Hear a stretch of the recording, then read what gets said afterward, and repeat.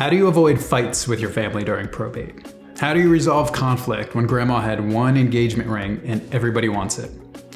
Distributing assets is typically the stage where the most conflict can arise, so here are some tips to ensure a fair and equitable distribution of estate property. As a reminder from an earlier video, make sure all debts are paid first, or that you are 100% confident there are enough assets to cover the debts. And as a reminder from every video, this is just general information, not legal advice. Now, assuming the estate can pay all of its debts, the question arises as to how to divide the assets. For cash and stock accounts, it can be easy. If there are 3 beneficiaries, each get a third of those accounts. For a house, it might not be so easy.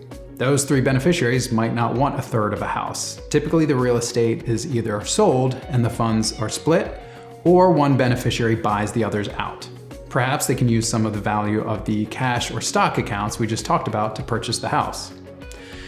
For personal property, here's where it gets tricky and where conflict can arise. Items like a family Bible or jewelry or even clothing or pets tend to have a lot of personal meaning to family and cannot be divided equally. I wish I could tell you there was a best way to divide limited property and some way to make everyone happy, but there isn't. All you can do is pick a method you think will be best for you in your situation while understanding and accepting that it's just not going to be perfect. Here are a few options to consider. First, you can do it all yourself. Just give everyone what you think is their fair share. The terms of the will might even allow this.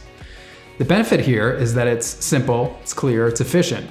The downside is that it's a little tyrannical and you might have a lot of very unhappy family members, especially if they disagree about the value of their items. Even if the shares are roughly equal, family members may be upset simply because they weren't a part of the process. A different solution that includes family members as part of the process is to auction the items one by one. Family members can purchase assets from the estate, or everyone can be given a set number of tokens or chips to use to bid on items. This can be a little more time-consuming, but it lets family express their preferences and probably makes it a little less likely they'll hold it against you if they don't like the outcome. A final approach that also lets family members voice their preferences is to let everyone take turns choosing property. Each item is either selected outright, or each choice is purchased from the estate based on a fair market valuation determined in advance. Lots of different approaches. What's important is to think about the assets in the estate, consider the beneficiaries, and move forward with what you think is best.